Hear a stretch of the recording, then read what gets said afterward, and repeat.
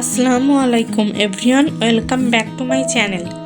আমার আজকের recipe chicken burger, যেটা আপনি বাড়িতে খুব সহজে খুব কম সময়ে বানিয়ে নিতে পারবেন। তো চলুন দেখে নেই আমার আজকের রেসিপিটি। এখানে আমি কয়েক টুকরো মুরগির মাংস নিয়েছি। এগুলোকে ছুরির সাহায্যে কিমা করে নেব। আপনারা চাইলে ব্লেন্ডারেও কিমা করে নিতে পারেন।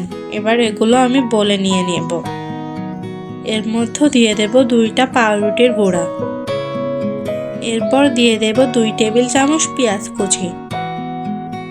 দিয়ে দেব 2 টেবিল চামচ ধনেপাতা কুচি। আদা আর রসুন বাটা 1 টেবিল চামচ দেব। তারপর দিয়ে দেব গোটা জিরে 1 টিস্পুন। দিয়ে দিচ্ছি 1 টিস্পুন ঝালের গুঁড়া।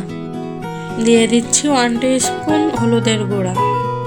সামান্য একটু লেবুর রস দিয়ে দেব।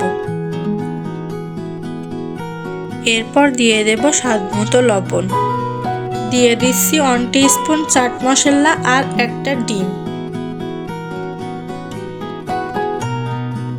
এবার আমি হাতের সাহায্যে সবগুলো কিমার সাথে ভালোভাবে মাখিয়ে নেব। এই কিমাটা দিয়ে বার্গারের প্যাটি বানিয়ে নেব, আর যতটা সম্ভব পাতলা করে বানাতে হবে,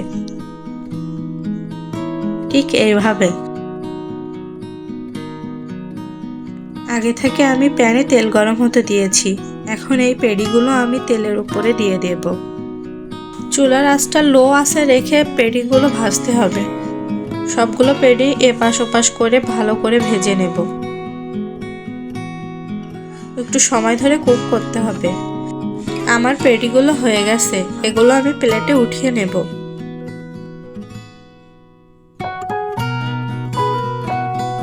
এবার বার্গারের বানগুলো আমি একটু সেঁকে নেব। বনটা আমি আগে থেকে স্লাইস করে রেখেছিলাম।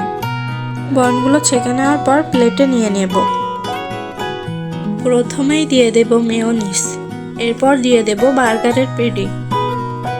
এরপর দিয়ে দেব স্লাইস করে কেটে রাখা শসা। আর দিয়ে দেব স্লাইস করে কেটে রাখা টমেটো।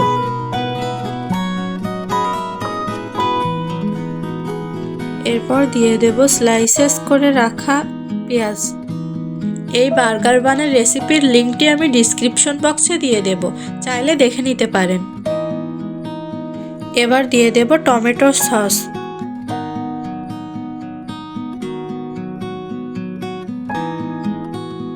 তারপর আবারও দিয়ে দেব মেয়োনিজ।